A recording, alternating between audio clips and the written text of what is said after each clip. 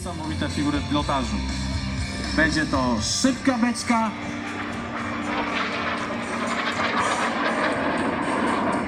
oraz ciasny wiraż. Proszę Państwa, przeciążenie w tym wirażu oddziałujące na pilota wynosi +5. Krew odpływa od głowy. W wyniku tego pole pilota zawęża się, tak więc pilot musi wykorzystać wszystkie mięśnie, aby nie stracić przytomności. I kolejna za chwilę szybka beczka.